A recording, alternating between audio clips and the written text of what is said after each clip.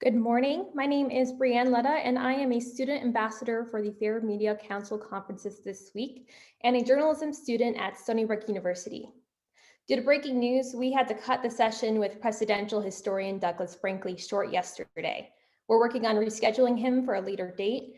You can check the Fair Media Council's website and social media for updates on that. Our first panel is Surviving the Dumpster Fire. It features Abby Collins, Chief Communications Officer at the MTA, Catherine Heaviside, President of EPOC 5 Public Relations, Jennifer Witter, CEO and founder of the Borland Group, with moderator WLIW 21/WLIW FM Vice President and General Manager Diane Mashali. Good morning, Diane. Gonna unmute myself and start my video. Hello there. Can you see me and hear me? Hi, everyone. Good morning. Good morning. Good morning. Thank you so much, Brianne. Thank you, everyone, for joining us today. Thank you, everyone who's tuning in, so to speak. And I want to remind everyone that we will be taking your questions. So if you have questions, please send them our way. We've all been there surviving the dumpster fire, especially in the last year. Things have been very challenging for everyone across the region, the country, the world. And so we probably have a lot to talk about today and a lot of great advice to give our audience about how to handle and survive when we are faced with some really challenging issues. And one of those, obviously, in the pandemic time is transportation and how we all get around. So I'm going to start off with Abby. And Abby, our first topic is, how do you recognize the difficulty that you're having and in these times? And, how do you set the stage for strong communications? What do you look at both internally and externally to be communicating with your employees, but also with your constituents? Thanks, Diane. I appreciate it. I think one of the things that we've really all realized throughout this pandemic is the need for really strong internal communications. I think if you see a breakdown there, you're going to see a breakdown in other places. So investing in the people, in the processes, in the protocols to stand up an internal communication structure that's effective, that is reaching the employees that you have, is critically important. I know for the MTA, we have 70,000 employees. It's a gigantic organization. And the pandemic has shown us making sure our workforce has the information they need as information changes so quickly throughout this crisis is crucial. And so I know here we've worked really hard to improve and build on the infrastructure that we have. But if you're a small business, if you're a large business, if you're a not-for-profit, if you're a local government, it's really important that you have these tools and that you're building that infrastructure early and often, because you need to be ready for the crisis. And Jennifer and Catherine, I know that you have clients that you work with on these kinds of issues as well. And what is the impact of internal communications on external?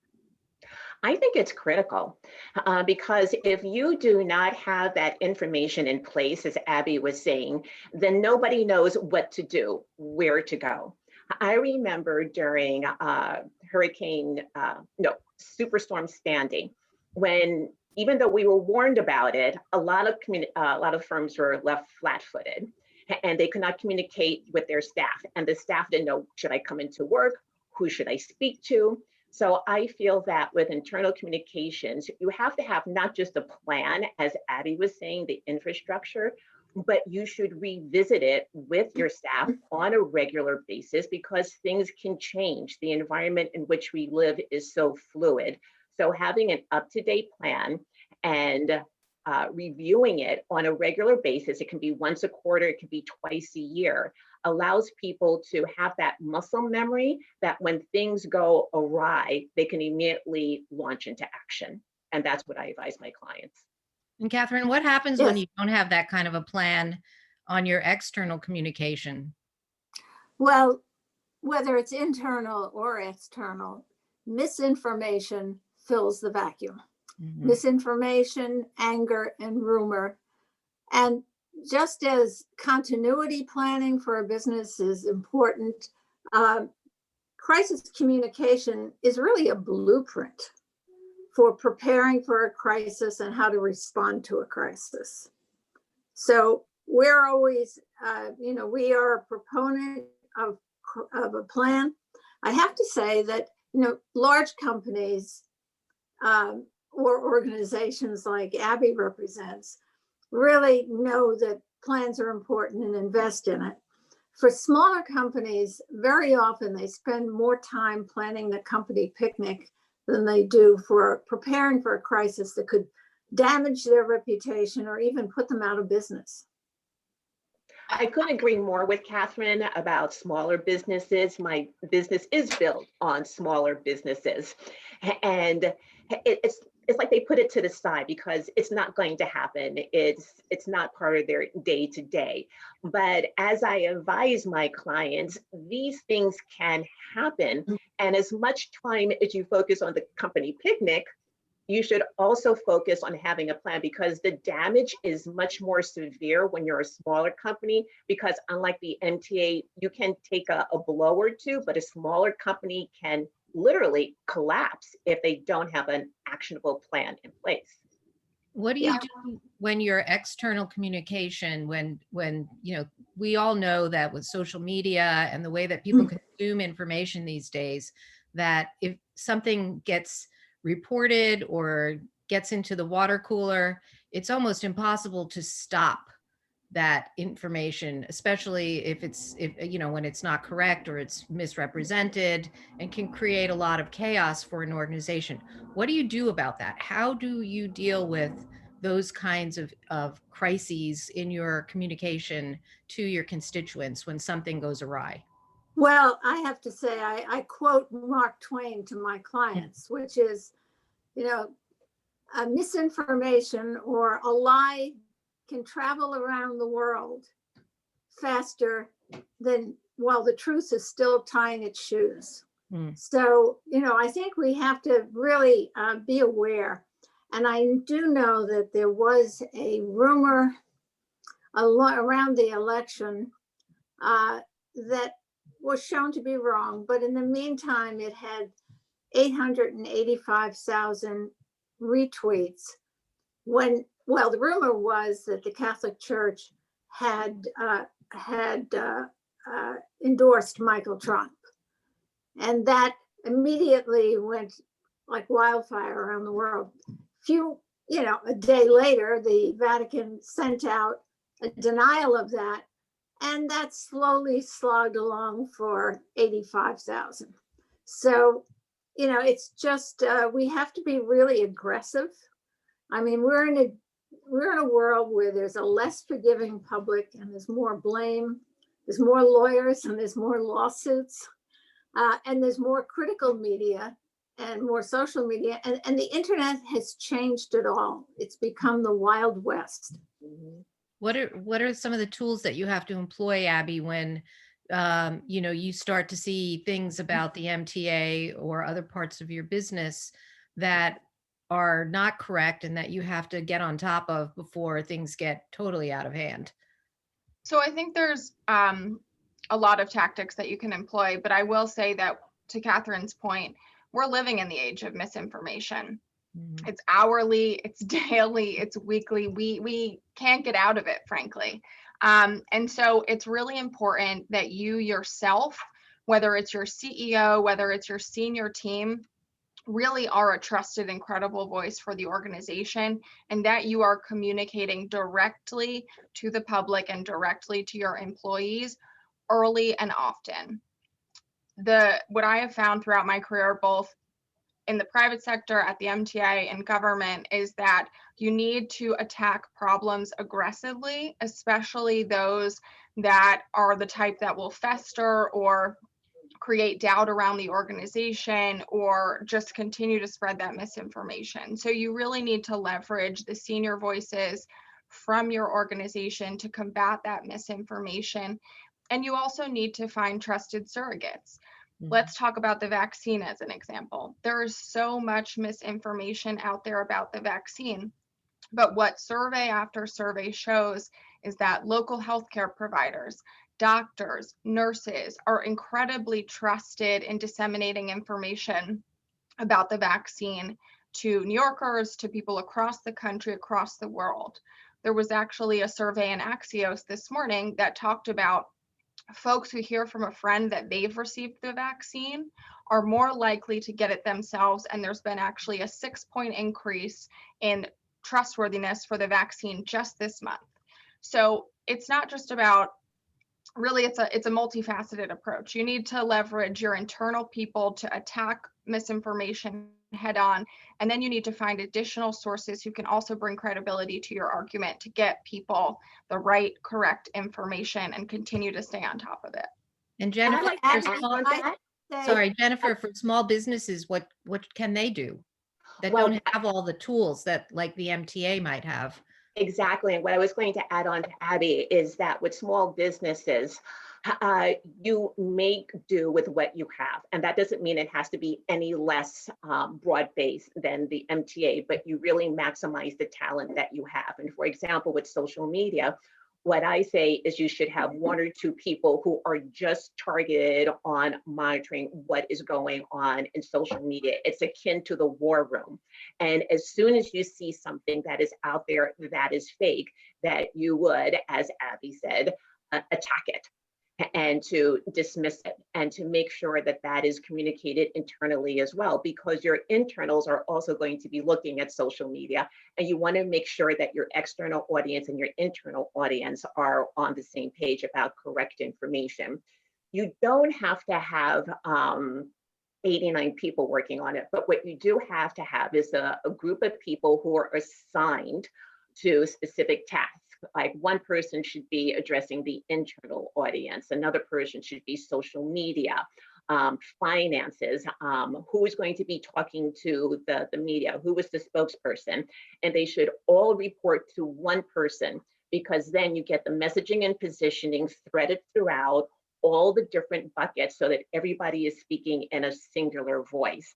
And then you have the individuals who are tasked with specific responsibilities in acting what has been decided and according to the plan. Jennifer, I couldn't agree more. I think the crisis communications team is, if it's put together ahead of time, I think we can absolutely address it in the best way. I do think the most important person on that team is the administrator. Because I've put together crisis communication teams, for example, at universities where everybody knows what they're going to do, but then they say they put it aside. And when they're ready to use it, Frank in production has retired a year ago, and Danny is off on a vacation. So, I think that it should be a living document and have an administrator. But I'll take this opportunity to say, Abby, I am just so impressed with what you've done at the MTA under horrendous pressures and unfair blows. I think the MTA has done a great job. Thank you so much, Catherine. And I think, just to that point, in every crisis, there really is an opportunity for growth for businesses, large and small, for governments. You've seen people handle this crisis effectively, talking about the pandemic, of course, handle it effectively, and others who faltered. And it really is a brand reputation issue when it comes down to it. At the end of the day, you do have tremendous opportunity to build employee engagement and trust if you're communicating effectively. If you're responding effectively and you show the public that, you also have the opportunity to continue to build trust with the public and with your brand. So, taking the time to ensure that the key building blocks that Catherine and Jennifer have mentioned for those crisis management teams is just really crucial. And that's a great opportunity to switch to our next topic of this conversation. And I want to remind everyone that if they have questions for you, that hopefully they will send them our way.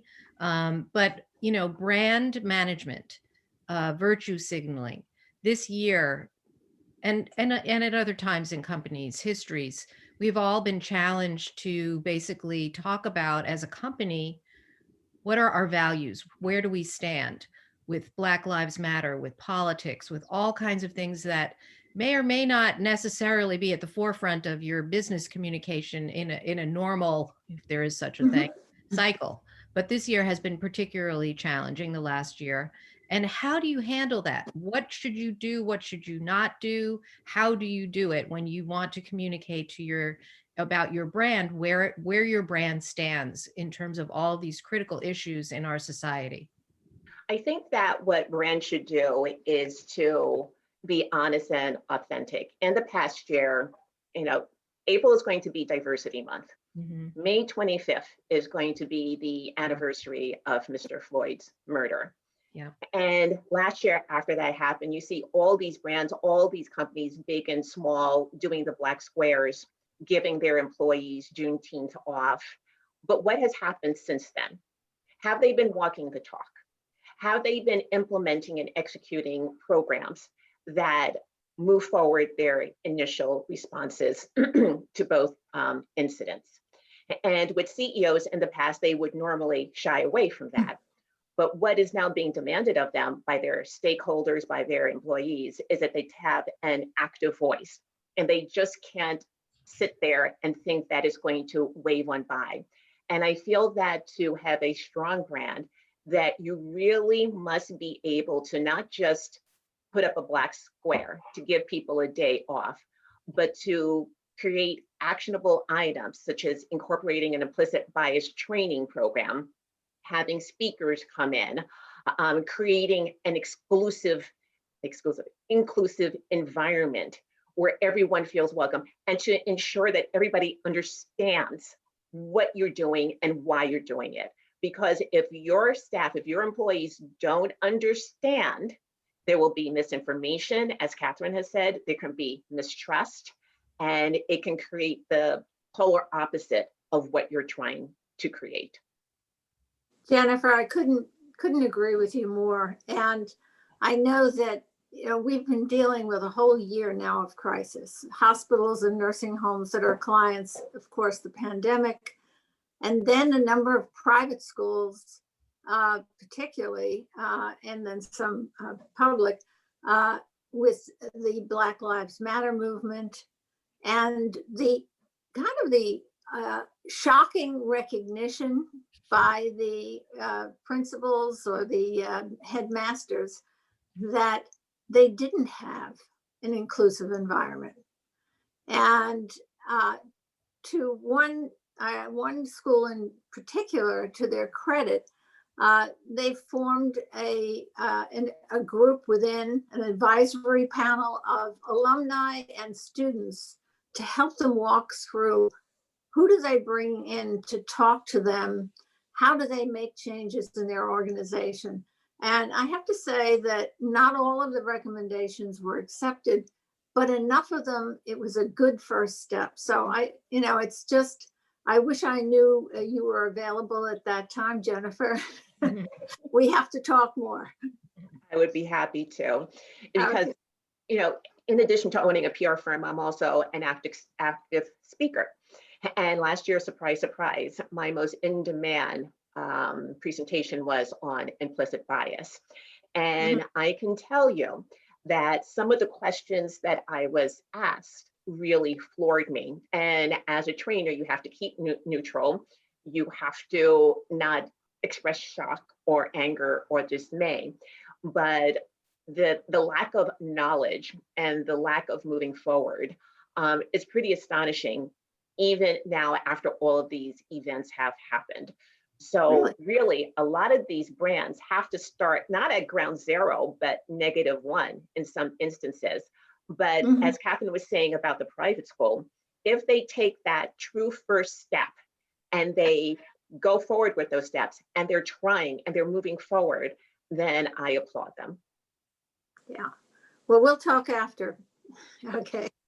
I would just add, there's this tendency both in communications and sometimes in policy, because issues are very interwoven together, to paint things as a solely communications problem. And that is frankly most times never the case. For me, the political statements that folks have made over the past year, or recognition that things need to change, those are value statements for your company, for your business. Those are questions about what are the policies that you're putting in place to ensure that everybody has a chance to succeed, to ensure that everybody has equal opportunity. And we can communicate until we're blue in the face, but if we don't have the policies and right things in place, and we're not doing the hard work to improve it from the ground up, there's going to be no communications plan that's going to make it any better. But Yes, also, Abby, don't you? I actually have No, go ahead, Catherine. I actually have said to management, good public relations doesn't cure bad management. So right. So we have to, I think the three of us on this panel recognize that our role is not just to get out the story or to stop the story. Our role is really to be counselors to our employers, to our clients. And if we don't do that, we're not doing our job. I think that we need to make sure that we are kind of we raise the flag when we see things that are wrong internally or what they're doing externally. And I love being in an agency because I always feel that a client can fire me and it's not going to change my life. We have a question from from our listeners, our audience. The question is for each of you, for everyone here. Healthcare organizations, especially medical centers during the pandemic, allowed few reporters to report on the impact of COVID on healthcare operations. What is the balance between the right of an organization to protect its brand, which we're talking about right now, and the right of citizens to get news about healthcare or other topics, the MTA, Black Lives Matter, political stances in an organization during a crisis? The questioner notes that in their opinion, the New York Times and Wall Street Journal did gain access to organizations, but smaller news entities did not. So it is a balance, I think, frequently in terms of what access you want to give, what information you want to share, and what the right of our citizenry is to information. Abby, do you want to start as it relates to the MTA? And this question was specifically about COVID and healthcare, but I think it crosses many other areas. Yeah, it's a balance. And I think that healthcare in particular is tricky because there's so many rules and regulations around private information. So that's definitely a sticky one. But I will say it is a balance. And, I've worked closely with the news media throughout my career, and, maintaining good, fair relationships with them is incredibly important, and being transparent about what your organization is doing or the challenges you're facing is incredibly important. At the same time, you're talking to a panel of brand managers, so we are going to be judicious in how we go about doing that. But it's a daily battle, and there's always going to be times to agree or disagree, whether you're a reporter or whether you're a FLAC or a public relations person. I know that I have colleagues who've done both sides. They've been reporters, they've covered a ton of high profile issues, and then they've come and done strategic communications and public policy, and have found that they understand more why certain things are the way that they are. But it really is a balance, and we just need to be, I think, fair and transparent as we can with colleagues in the press. Mm-hmm. And my thinking is that you have to come to a middle. There has to be a compromise, because we all know that simply because the hospital says no, the media, the New York Times, the Wall Street Journal, Newsday, whatever, they're not going to say, okay, we're not going to do the story then. They're going to find a way to get the information. Oh yeah. Exactly. So just because you say no, they'll go through the back door, they'll go through the window, they will get that information. And what happens there is that the hospital, the organization, the corporation loses control of the messaging and the positioning.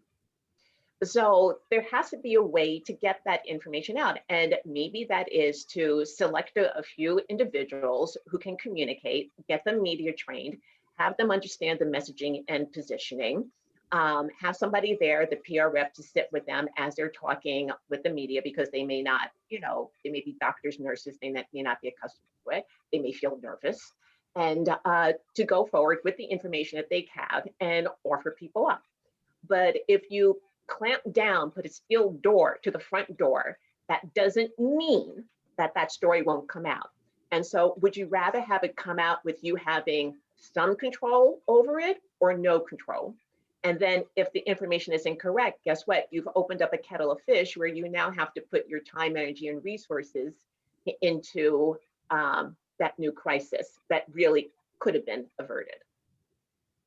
So is it your recommendation that you control the message, control the information flow, don't say no, but provides either all or some of the information that's being asked of an organization, so that reporters and the public, reporters can do their jobs, the public can be informed, and you have less of a chance of there being misinformation as a result of your participating versus closing the door?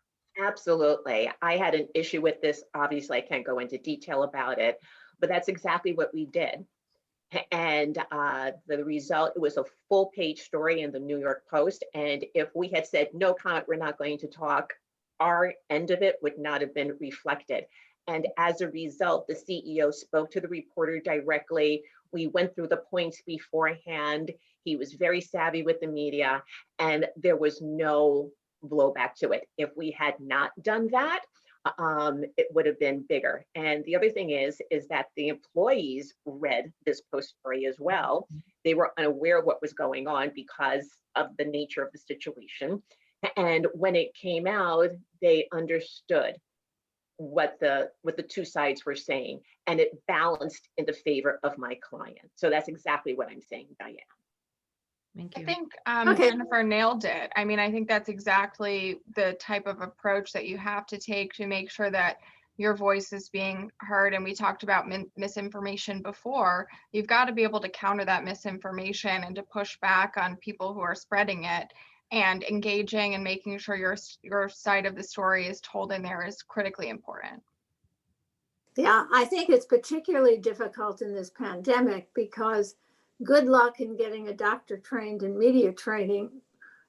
Last night, I finally got a physician to agree to answer some questions, and he was only available at 8 o'clock at night. So I think the reporters, and there was no time for media training, and it was a very specific area that he concentrated on. I do think that, in some cases, when it is in this pandemic, when there is something happening where that the reporter is calling every hospital on Long Island, you don't necessarily want to be the biggest part of that story. So, we have really wanted to help aid the reporters, but also recognize that there are times when less is more. You mentioned media training, and we have a question. How important is it for CEOs and upper management to be media trained? As important as it is for them to marry the right person. I didn't know that was important, is it? It is. Yeah, I found it to be the case. Yeah, and I also think they also need refresher courses. Agreed. So you can go through intensive media training, but 2 years later, what they remember is the same thing you remember from trigonometry in high school. So I do think that we do have to give them refreshers, and not particularly smaller organizations. They're not going through the 3-day training that larger organizations would provide.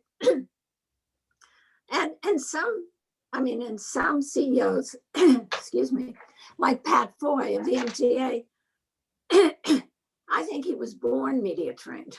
That's definitely accurate. But I think for any organization, it's important to do, and every principal is different. Everybody has different ways that they learn, but to do regular preparation, and you can't be too prepared for an interview, to be honest. So if you're focusing on the facts and the materials and you have a good grasp of how the media works, that can only set you up for success. So investing that time, I think, is really crucial. We have another question, and this is about something we've touched on, but it's about internal work cultures, and how do you handle internal misogyny and racist behavior and pushback around diversity and inclusion work in the workplace that obviously has an impact on the internal workplace, and then of course the sometimes can spill over into the external. Mhm. Jennifer, you seem to have tackled this with your two hats that you wear. Yes, and one of the things I was going to say is that you have to have buy-in from senior leadership, from the C-suite senior team, because if you don't have the buy-in, if they say, let's just create a diversity and inclusion program, and they go about their merry way, it's not going to work. And they have to have firm policies. They have to make the staff know that this is not a one-off, that they are committed to it. They also have to ensure that the employees know that this is a safe space, and that if they have issues, complaints, problems, here are the people that they can go to. And diversity and inclusion are two different things. And a friend of mine described it as one way. Diversity is being asked to the dance. Inclusion is being asked to dance. All right. And if a company doesn't marry the two, and if there is misogyny, racism, what do they say about leadership? It stinks from the head down. You will lose staff. As Catherine said, you can get a bad reputation. And a lot more clients, like American Express, I believe, have said they want to have diverse teams working on their account. So you have to look at the entire picture, but the entire picture has to be driven by senior leadership, just as importantly as finance and all the other elements of the company. Because if it's not, then what's happening at the company is going to continue to grow and get worse. And it can impact your bottom line, which is of major issue, the issue to every senior leader. So thank you, Jennifer. That's very informative. And I know that given your work, as you mentioned, in both areas, that you have a lot of experience there with great advice. We have another question here. Companies that generate buzz regularly have communications at the decision table, but that's not the case for all companies. How do you change the internal setup so the communications aren't treated as an afterthought in an organization, and that they're always at the table in terms of the way that the business is run and the way that the culture is created and shifted, and that the way that the company is portrayed both internally and externally? Happy to take that to start, and thanks for the question. I think that there is such evidence today that having communications at the table, because it really is at the core of business. There is no way that you're going to be successful today if you aren't communicating effectively and engaging your employees effectively and communicating your story, your key achievements, your milestones to the public. It's just a recipe for no success at all. And so I think if you're in an organization where you feel that communications isn't being heard or isn't being given its fair due, I think you need to go to the senior leadership team and make your case. I think there is a lot to be said for working to build some coalitions internally in large and small organizations and showing the worth of communications. there are a lot of tools today that can help show the impact of our work in media relations, but there's also simply a clips packet that can also show just how effective and how much reach you can have with doing simple stuff and telling simple stories.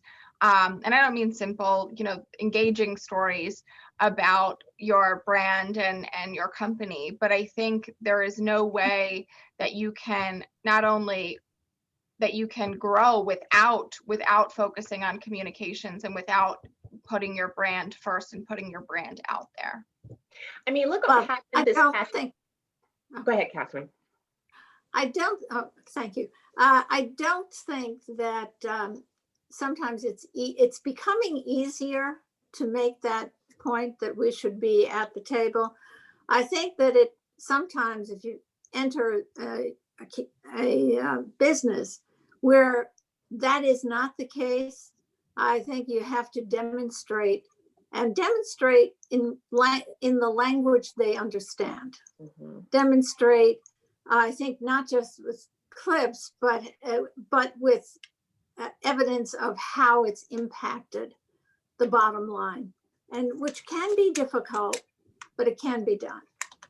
So I think, and they also, we are talking, when you're talking to the CEO, be sure that every conversation demonstrates your command of the business situation, not just communications, but the products they're launching, the direction, their strategic direction.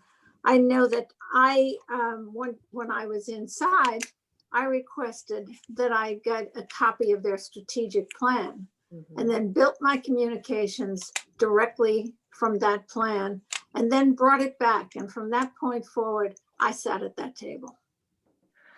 I do the same thing, Catherine. And one of the things I wanted to make note of is that with this past year, there are literally dozens of case studies that you can make when communication was not clear. Going back to when we first heard about the virus, what were you even calling it? The wearing of masks, and this is not political or anything like that. What to do? Lockdown versus, being able, where to go. All of it was such a mismatch. And, we lost a lot of valuable time. And that in itself is a case history, because a lot of companies, or small businesses, were shut down. They didn't know where to go, who to go, where to turn. And if there had been a streamlined communications plan externally and for these businesses, a lot of the heartache could have been minimized. Yeah. And there are cases where, there will be CEOs that I think are uncontrollable. I mean, what's his name? Mike Lindell of My Pillow. I mean, I don't know what he was thinking, but when he went on an interview and endorsed voter fraud and conspiracy theories, I mean, Kohl's, Bed and Bath dropped his products. So I don't think, I think that we can do all of the training of a CEO, but maybe there's sometimes when you just have to quit that job and move on. We've all heard of stories like that, and others where taking a stance is there's backlash, or missteps create problems. But what about companies that have handled crises well? How has that impacted them? Is there an opportunity there for companies in terms of the way that they handle a crisis? Yes. I mean, I hate to go back to something that's in the history books now, but there's numerous examples too of companies. But one that was well documented was when, I think the first real national crisis was when Tylenol was tampered with and there was poisoning, and Johnson & Johnson pulled it off the shelves immediately all over the country at a tremendous cost to them. At the end of the day, there was another survey done, and their reputation actually rose since that crisis because people then trusted them. Mhm. I think that's a great point, Catherine. I said this earlier, and I truly believe it. In every crisis, there is an opportunity. And if you handle that crisis effectively, you're focused on the policies or procedures you can put in place to attack the root problem. You're communicating those early and often and effectively to the right audiences and to the right people. Your standing can only grow because you're increasing trust with the public, you're increasing trust with your employees, and it can really help build your brand. And I think throughout the pandemic, we've seen different businesses rise and fall as a result of their responses. And so it is really pivotal to have the infrastructure in place. And you can build, it's challenging, it really is, but you can build the plane while you're flying it. It's not going to be pretty every day. There are going to be mistakes, but this, everybody has had to do that throughout this crisis, and everybody can do that. And you can get better over time. And that's what this is all about at the end of the day. So it's really crucial and important that we treat crises as opportunities to move forward.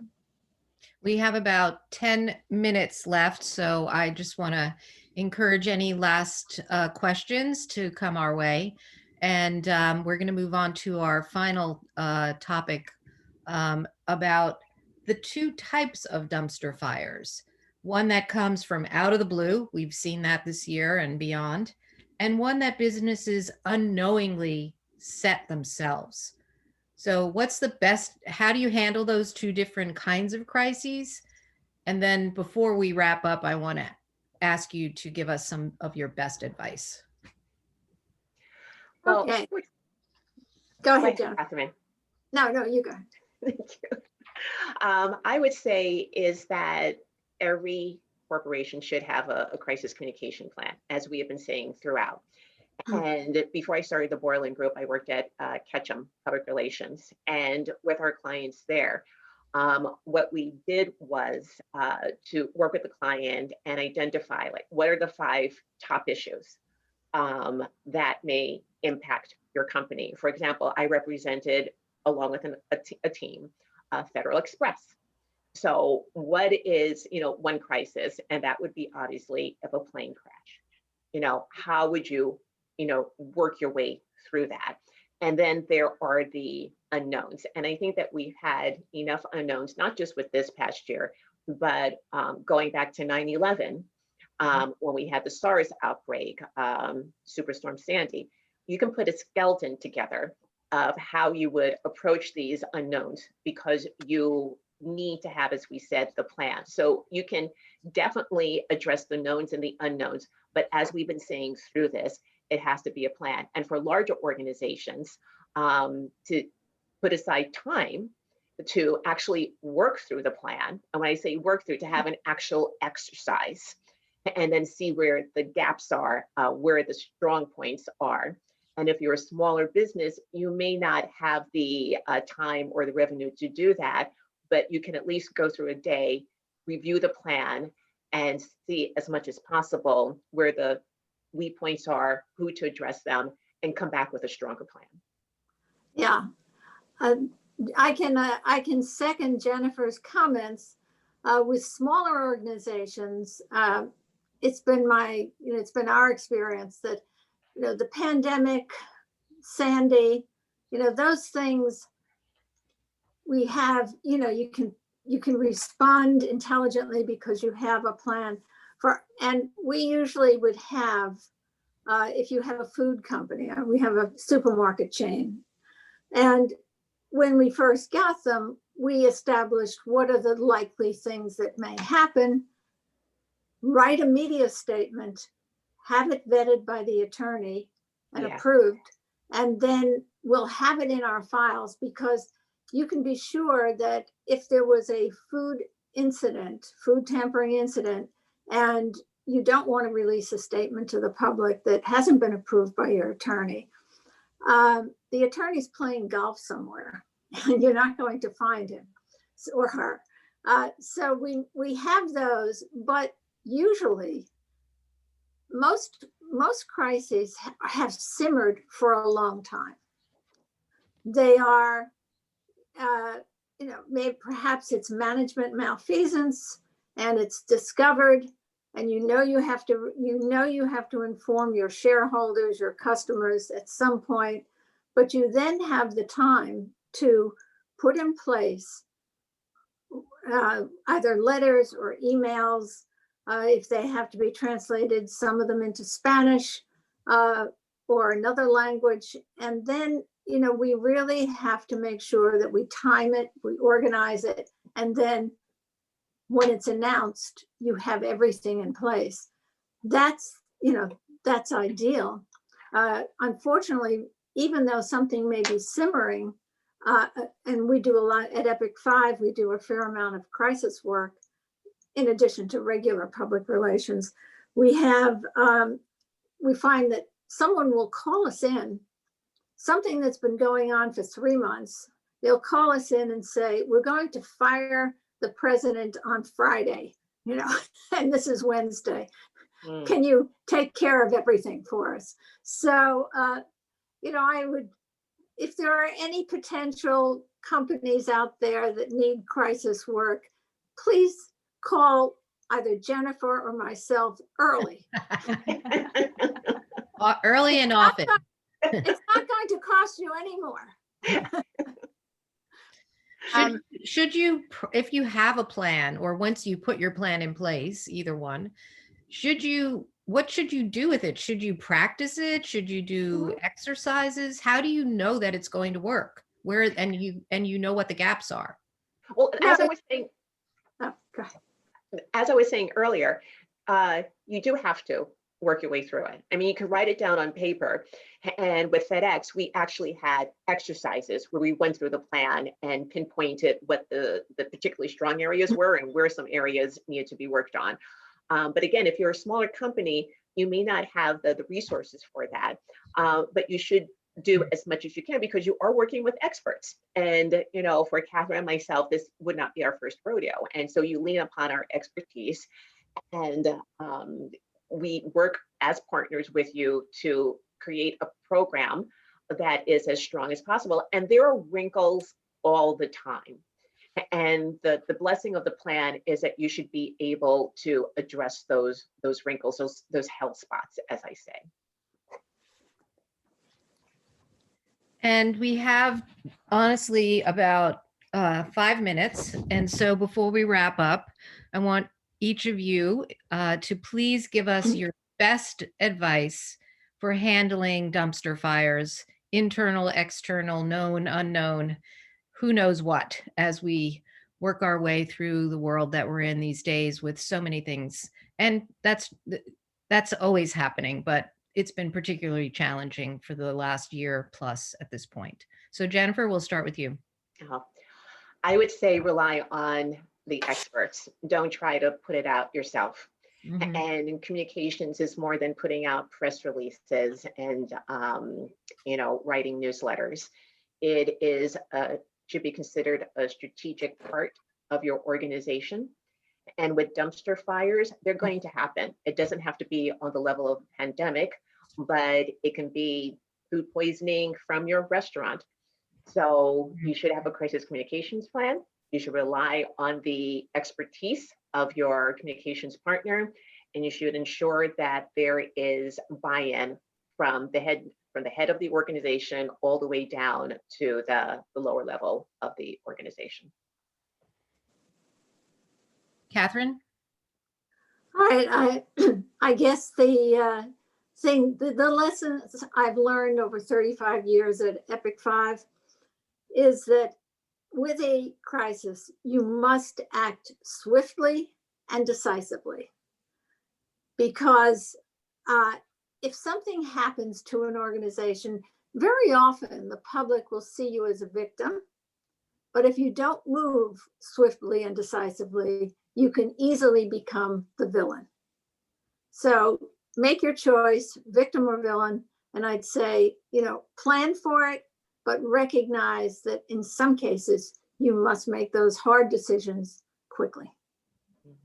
I couldn't agree more with Catherine. I think that for me, my advice is the best offense is a good defense. And that includes moving quickly, acting decisively, attacking problems as they arise through all of the tools that are available to you in your strategic comms toolbox, and to really make sure that you are being truthful and transparent in how you're attacking those problems. That is going to put you, your company, again, no matter the size, in the best light in the public eye.